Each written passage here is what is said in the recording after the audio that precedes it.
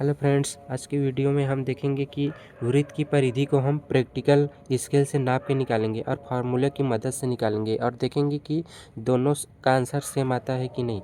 यहाँ पे हमने 3.7 इंचेस रेडियस वाला एक सर्कल लिया है जिसकी रेडियस 3.5 इंच है। इस प्रकार इसका व्यास जो है 2r = 7 इंच हो जाएगा।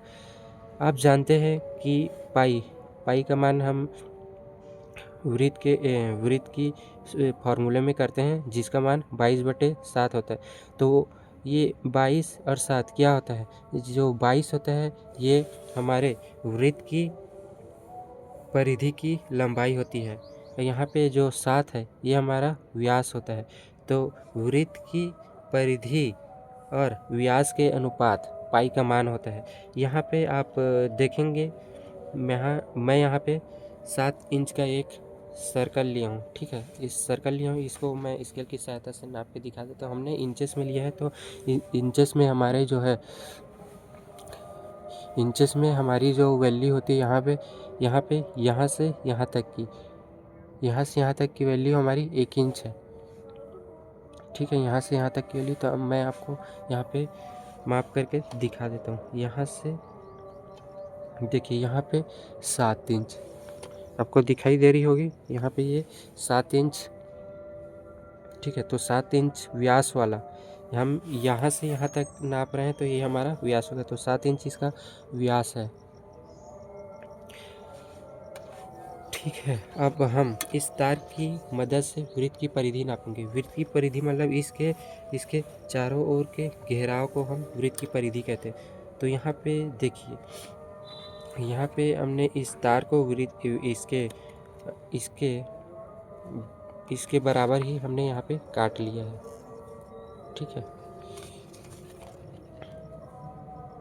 मैं आपको दिखा देता हूँ कि ये तार न तो छोटा न तो बड़ा, ये पूरे इसी के माप के है। यहाँ पे थोड़ी सी दिक्कत हो रही है।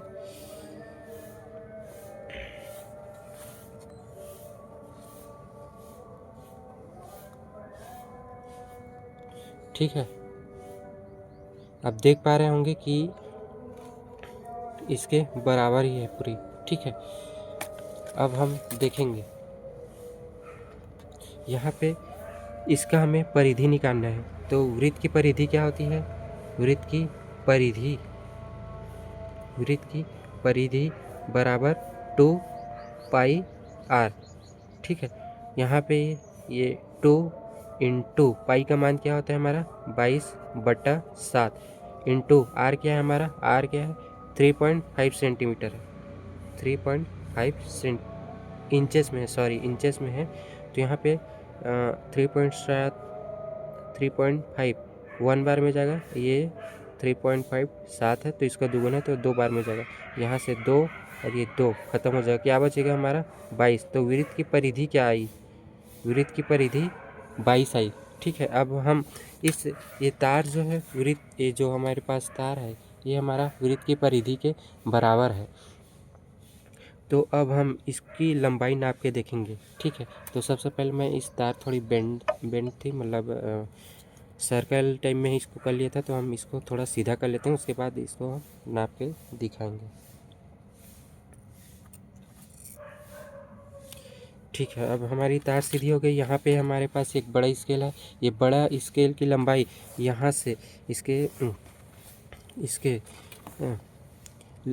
स्टार्टिंग से एंडिंग पॉइंट की लंबाई 12 इंचेस है। तो अब हम इस तार को देखेंगे। इस तार का सिरा यहाँ से, ये तार का सिरा यहाँ से देखिए, यहाँ पे इसकी ख़त्म हो रही है। यहाँ पे इसकी कितनी हो रही है 12 इंचेस पूरी हो रही है। अब हम इसको यहाँ से नापेंगे, यहाँ से फिट से नापेंगे, यहाँ से। ठीक है, यहाँ पे 12 है और ये यहाँ पे हमारी, ये आप देखेंगे कि ये जो है हमारी 2, यहाँ पे आप देखेंगे ये हमारी 2 इंच के पास जाके रुक रही है।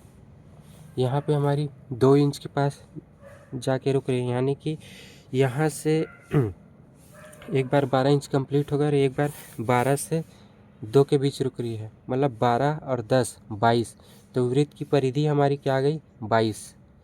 इस प्रकार से देखेंगे कि फार्मूले की मदद से भी 22 आ रहा है, और हम इसको नाप के भी देख रहे हैं, इस तार को जो है नाप के भी देख रहे हैं, जो इसके बराबर था, ये भी 22 आ रही है। शायद आपने अच्छे से नहीं देख पाया, तो मैं एक बार और नाप के दिखाता हूँ। यहाँ पे देखिए, यहाँ पे जो है इसकी, यहाँ पे देखिए, यहाँ से ये 0 से इंचेस वाली शुरू हो रही है, ठीक है। तो यहाँ पे मैं यहाँ से आपको शुरू से एक बार और नाप के दिखाता हूँ। यहाँ पे ये हमने यहाँ पे ये स्टार्टिंग पॉइंट रखा है, यहाँ पे इसकी स्टार्टिंग पॉइंट रखा, और यहाँ पे हम इस स्केल की एंडिंग पॉइंट तक रखते हैं, ठीक है। यहाँ पे देखिए, ये 12 इंच यहाँ पे कंप्लीट हो गई। अब यहाँ से हम इसको पकड़ करके हम फिर से नापेंगे, आधे बचे गए तार को हम फिर से नापेंगे। यहाँ पे हमने इसको 0 पे रखा, और यहाँ पे हमने, ठीक है, यहाँ पे हमने 0 पे रखा, और यहाँ पे अब हम देखेंगे कि यहाँ पे 10 कंप्लीट हो रहा है, ठीक है। तो 12 और 10 22, इस प्रकार आप देखेंगे कि वृत्त की परिधि भी 22 आ रही है। तो आप समझ गए होंगे कि वृत्त की परिधि क्या होती है। वृत्त की परिधि होती है इसके चारों ओर गोल घेरे की लंबाई।